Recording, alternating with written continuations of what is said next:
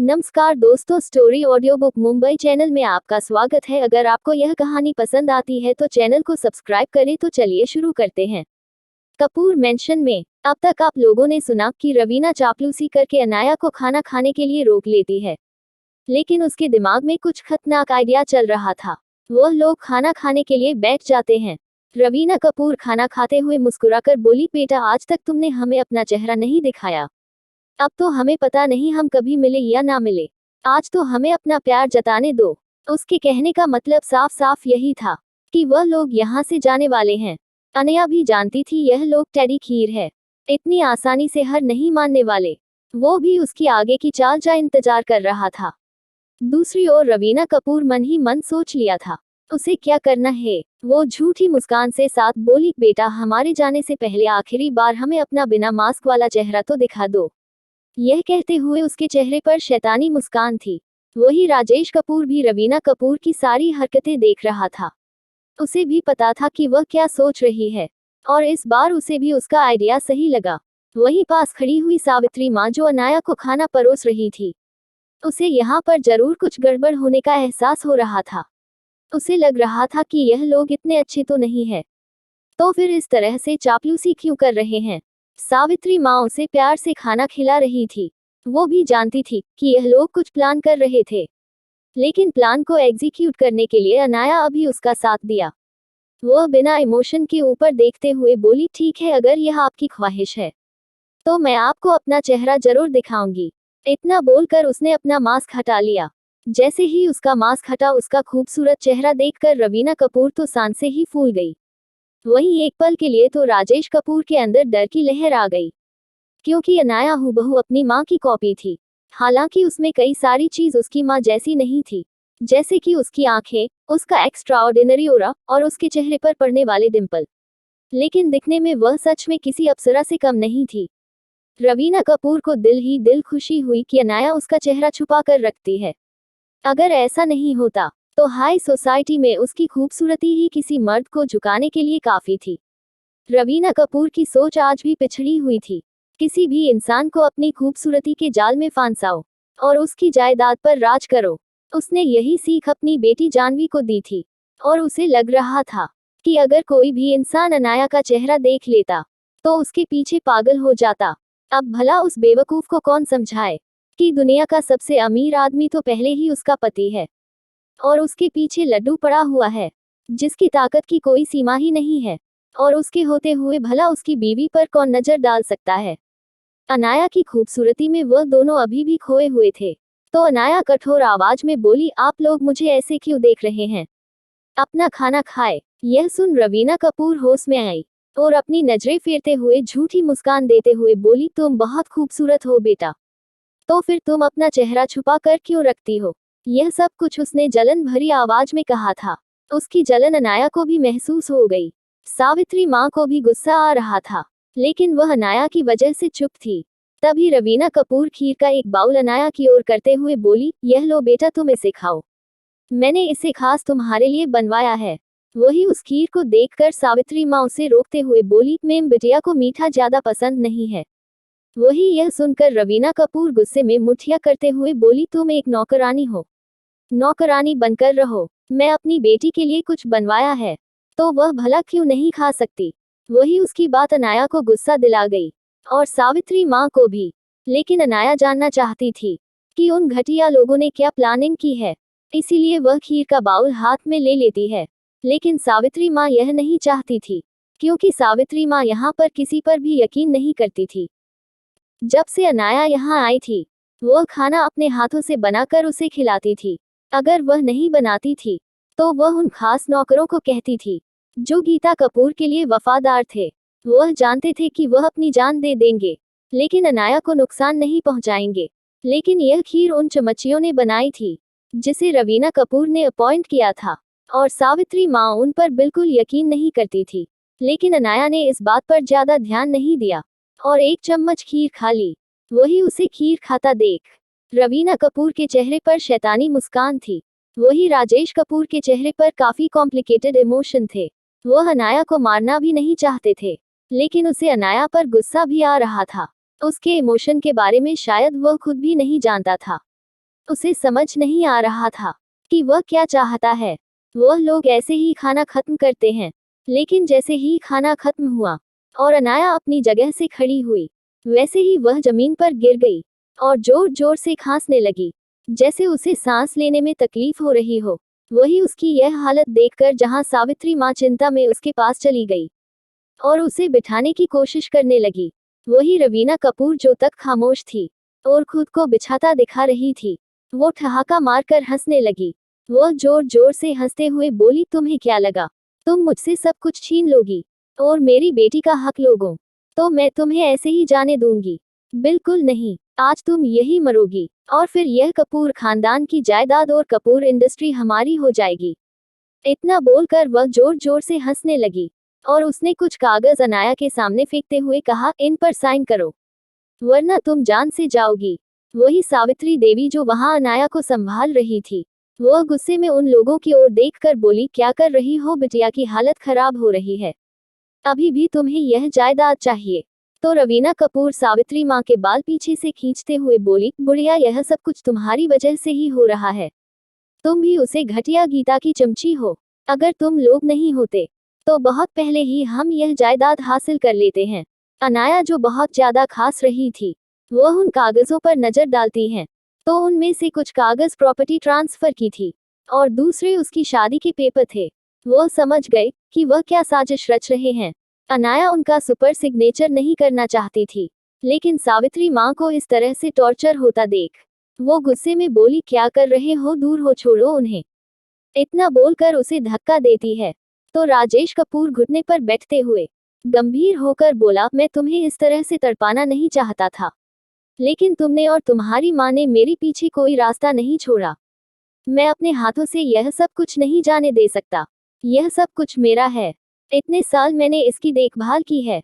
सब कुछ मैंने इतने प्यार से संभाल कर रखा था और अगर मेरे पीछे से कपूर सरनेम हट है तो मैं कुछ नहीं रहूंगा और मैं इतनी आसानी से सब कुछ नहीं हो सकता हूँ। इस पर साइन कर दो, वैसे भी मैं तुम्हें मरने नहीं दूंगा। यह सुनकर अनाया खांसते हुए कड़वी हंसी हंसकर बोली, आपको क्या लगता है आप इन सब को हासिल कर सकते हैं? तो राजेश कपूर भी उसे समझाते हुए बोला, इस पर साइन कर दो, इसके अलावा तुम्हारे पास कोई रास्ता नहीं है। अगर तुम्हें जीना है तो इस पर साइन करो। रवीना कपूर वहां बैठते हुए अनाया के बाल खींचकर बोली, तुम घटिया लड़की, तुम्हारी शक्ल भी उस गीता से मिलती है, तो माँ बेटी बिल्कुल एक जैसी हो, हमारे रास्ते से हट क्यों नहीं जाती? चुपचाप इन पर साइन करो, मैं तुम्हारी शादी अपने आदमी के साथ करवा दूंगी और सब कुछ ऑटोमेटिकली उसके नाम हो जाएगा। उसके बाद वह सब कुछ वापस हमारा हो जाएगा। इतना बोल करो वो हंसने लगी और जबरदस्ती से साइन करने लगी। अभी भी अनाया को सिग्नेचर ना करता देख रवीना कपूर गुस्से में खड़ी हुई और सावित्री माँ के बाल को पकड़कर उसे टेबल के ऊपर पटक दिया। उन्हें बहुत जोर की चोट लगी थी। यह देखकर ना चाहते हुए भी अनाया ने उन कागजों पर साइन कर दिया ताकि वह सावित्री माँ को छोड़ दे और खांसते बोली, उन्हें छोड़ दो। लेकिन रवीना कपूर तो पूरी चंडी बनी हुई थी। उसे ठान लिया था कि आज वह किसी को नहीं छोड़ेगी। इतना बोलकर वह अनाया की ओर बढ़ी और उसके बाल वो पीछे से पकड़ लेती है। तभी उनके कानों में एक रौबदार आवाज पड़ी, यहाँ क्या हो रहा है? किसकी थी यह आवाज और कौन आया था वहां? और क्या साईं करके अनाया ने कोई गलती कर दी? कपूर मेंशन में अब तक आप लोगों ने सुना कि अनाया सावित्री माँ को दर्द में देखकर उन कागजों पर साइन कर देती है, लेकिन रवीना कपूर अभी भी नहीं रुकती और उन लोगों को मारने के लिए आगे बढ़ती है। तभी हॉल में किसी की रौबदार आवाज आई और कुछ कदमों की आवाज आने लगती है। उन कदमों की आवाज को सुनकर रवीना कपूर पीछे देखती है तो सामने खड़े लोगों को देखकर वो डर से कांपने लगते हैं, क्योंकि सामने धनंजय ठकराल और बैकुंठ व्यास खड़े थे। वह भी अकेले नहीं, कई सारे पुलिस ऑफिसर के साथ। उन लोगों को देखकर तो राजेश कपूर भी डर से कांपने लगा। वह झूठी मुट्ठी फिक्र दिखाते हुए अनाया को खड़ा करके बोला, अनाया बेटा तुम ठीक तो हो? फिर रवीना को डांटे हुए बोला, यह तुमने क्या किया? तुमने क्यों मार रही हो मेरी बच्ची को? वही उसकी एक्टिंग देखकर अनाया को तो दिल ही दिल गुस्सा और नफरत हो रही थी, क्योंकि वो गिरगिट से भी जल्दी अपने रंग बदल रहा था, लेकिन अभी वह कुछ बोल नहीं पा रही थी। तभी सावित्री देवी, जिन्हें खुद भी चोट लगी थी, वह खड़ी हुई और राजेश कपूर को धक्का देते हुए अनाया को अपनी ओर खींचकर बोली, तुम तो बाप के नाम पर कलंक हो। खुद ही अपनी बेटी को मौत के मुंह में पहुंचा दिया और अभी भी एक्टिंग कर रहे हो। फिर वह धनंजय ठकराल की ओर देखकर बोली, वकील साहबिन, इन लोगों ने बिटिया को जहर दिया है, इन्हें जल्द से जल्द अस्पताल ले जाने की जरूरत है। इतना बोलकर वह रोने लगी। वहीं उनकी बात सुनकर धनंजय ठकराल भी एक पल के लिए डर गए। वह तुरंत अनाया के पास गए और उन्हें अपनी बाहों में उठाते हुए बोली, अनाया बेटा, आंखें खुली रखना, हम बहुत जल्द अस्पताल पहुंच जाएंगे। तभी वैकुंठ व्यास भी अनाया का सिर सहलाते हुए बोला, बेटा शांत हो जाओ, हम बहुत जल्द पहुंच जाएंगे। फिर वह वहां खड़े पुलिस ऑफिसर की ओर देखकर बोला, अरेस्ट कर लो इन दोनों को और इन पर इतने चार्ज लगाना कि यह लोग कभी जेल से बाहर ही ना आ पाए। इतना बोलकर वहां से निकल गया। वह पुलिस ऑफिसर भी उन दोनों को हथकड़ी लगा लेते हैं। वही रवीना नामे सिर हिलाते हुए बोली, तुम लोग उद्धरण चिन्ह, तुम्हारी इतनी औकात नहीं है कि तुम रवीना कपूर को हथकड़ी लगाओ, छोड़ो मुझे। इतना बोलकर तड़पने लगी। वही राजेश कपूर भी खुद को छुड़ाने की कोशिश कर रहा था। उसे नहीं लगा था कि पुलिस ऑफिसर यहाँ आ जाएंगे। उसने तो पहले ही सोच लिया था कि वह यहाँ सबका मुंह बंद करवा देगा और यह बात यहाँ से कभी बाहर ही नहीं जाएगी। लेकिन इस बार वह गलत थे। वह पुलिस ऑफिसर उन्हें खींचते हुए बाहर ले जा रहे थे। तभी सावित्री देवी 2 मेड की ओर इशारा करके बोली, इन लोगों को भी ले जाओ। यही लोग थे जिन्होंने उनके खाने में जहर मिलाया था, इन लोगों के कहने पर। इतना बोलकर वह कुछ लोगों की ओर इशारा करती हैं तो वहां पर 3 लोग और खड़े थे। यह कोई और नहीं, रवीना कपूर की चमचियां थी। वह पुलिस ऑफिसर उन्हें भी ले जाते हैं। वह लोग भी तड़पते हुए खुद को छुड़ाने की कोशिश कर रही थी और बोल रही थी, हमने कुछ नहीं किया, हमने तो बस रवीना मैडम के कहने पर यह सब कुछ किया, हमारी कोई गलती नहीं है, हम तो बस पैसों के लालच में आ गए थे, हमारी कोई उनसे दुश्मनी नहीं है। लेकिन पुलिस वाले उनकी एक नहीं सुनी। थोड़ी ही देर में वह लोग वहां से जा चुके थे। वहीं सावित्री देवी अभी भी परेशान थी। उन्होंने घर के बाकी सारे वफादार नौकरों को बुलाया और सारी चीज खाली करने को कह दिया। नौकर भी अपने अपने काम पर लग गए। दूसरी बार अनाया अब तक अस्पताल पहुंच चुकी थी। वहीं जैसे ही उसे इमरजेंसी वार्ड में लेटाया गया, वहां के सेक्रेट रूम से एक रौबदार पर्सनैलिटी वाला इंसान बाहर आया जो डॉक्टर अनाया का इलाज कर रहे थे। उस अनजान इंसान को देखते हुए डर गए। तभी वह आदमी कठोर आवाज में बोला, दूर हो मेरी बीवी से। यह कोई और नहीं हर्षवर्धन था, जिसने वहां की पल पल की चीजों पर अपनी नजर रखी थी। अगर अनाया ने उसे स्ट्रिकली कहा नहीं होता कि अंदर मत आना और कुछ भी हो जाए सामने मत आना, तो वह कब का कपूर मेंशन के अंदर चला गया होता और रवीना कपूर और राजेश कपूर को मार मार कर अधमरा कर देता। उसे बहुत गुस्सा आ रहा था। वो उन डॉक्टर को वहां से बाहर भेज देता है। पहले तो डॉक्टर नहीं जाते, लेकिन जैसे ही उन लोगों ने उसका चेहरा देख तो वो लोग पहचान गए कि वो कौन है और डर के बाहर भाग गए। तभी हर्षवर्धन अनाया के पास जाता है। अनाया, जिसकी हालत सच में खराब हो रही थी, वो हर्षवर्धन को देखकर धीमी आवाज में बोली, हमें आश्रम जाना होगा। यह सुनकर हर्षवर्धन उसे देखते हुए बोला, क्या हुआ बीवी, क्या कोई सीरियस बात है? इतना बोलकर वो उसे अपनी बाहों में कस लेता है। तभी अनाया खांसते हुए बोली, वैसे तो यह जहर मेरे शरीर में ज्यादा नुकसान नहीं कर सकता, लेकिन यह मेरे अंदरूनी अंग को डैमेज कर सकता है और मैं यह रिस्क नहीं ले सकती। मैंने पहले ही इसका एंटीडोट ले लिया है, लेकिन मुझे अभी भी एक्यूपंक्चर डिटॉक्सिफाई तकनीक की जरूरत है और मैं यह खुद पर अप्लाई नहीं कर सकती, इसलिए मुझे घनश्याम स्वामी की मदद लगेगी। वही यह सुनकर हर्षवर्धन भी समझ गया कि उसकी बीवी कहना क्या चाहती है। वह तुरंत उसे गोद में उठता है और उसे वही खुफिया रास्ते से अस्पताल की छत पर ले जाता है और हेलीकॉप्टर में बैठकर वह तुरंत आश्रम के लिए निकल जाता है। जाने से पहले उसने बाहर खड़े धनंजय ठकराल और बैकुंठ व्यास को इन्फॉर्म कर दिया था कि वह अनाया को लेकर जा रहा है। वह दोनों भी जानते थे कि अनाया उसकी बीवी है, तो वह सबसे ज्यादा उसका ध्यान रखेंगे। अब वह दोनों अनाया को लेकर चिंतित नहीं थे, लेकिन अब उन लोगों को राजेश कपूर और रवीना कपूर से निपटना था। हालांकि उस वक्त जानवी वहां पर नहीं थी, लेकिन उन दोनों घटिया पति पत्नी ने जो काम किया था, उसकी वजह से धनंजय और बैकुंठ दोनों को बहुत ज्यादा गुस्सा आ रहा था। उन दोनों ने सोच लिया था कि वह उन दोनों की हालत इतनी खराब कर देंगे कि वह लोग तड़प तड़प के खुद की मौत मांगेगा। उन लोगों ने इतने स्ट्रांग एविडेंस इकट्ठा किया और ऐसे ऐसे इल्जाम लगाए कि उनकी पूरी जिंदगी जेल में ही बीतेगी।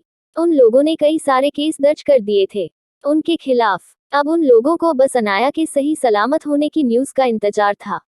वैसे भी मीडिया वाले पहले ही राजेश और रवीना की जिंदा बर्बाद कर चुके थे। कई कपूर विला के बाहर जो मीडिया खड़ी थी, उन्होंने राजेश और रवीना की गिरफ्तारी की न्यूज़ कवर की थी और पुलिस की मदद से उन्हें बाकी की न्यूज़ भी मिल गई थी, जिसकी वजह से अब पूरे देश में वो बदनाम हो चुके थे, जिन्होंने जायदाद के लिए यानी ही बेटी को मारने की कोशिश की थी। दूसरी ओर राजेश कपूर और रवीना कपूर अलग अलग जेल में कैद थे। वह दोनों ही चिल्ला चिल्ला कर सब कुछ सर पर उठा रखा था।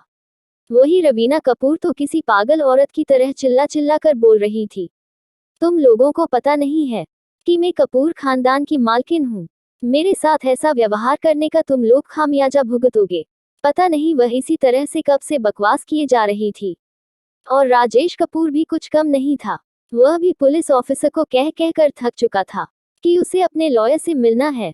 वह अपने लॉयर से बात करना चाहता है, लेकिन अब भला इस बेवकूफ को कौन समझाए कि वह लॉयर भी कपूर खानदान के ही है और अब तो उसके पीछे कपूर सरनेम ही नहीं रही, तो कौन सा लॉयर उसकी मदद करेगा।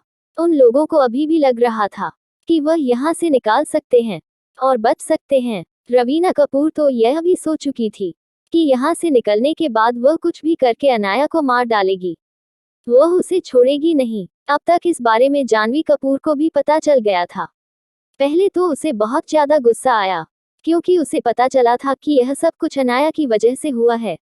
उसके मॉम डैड ने उसे मारने की कोशिश की, लेकिन वह दोनों पकड़े गए। लेकिन अनाया अभी भी जिंदा थी।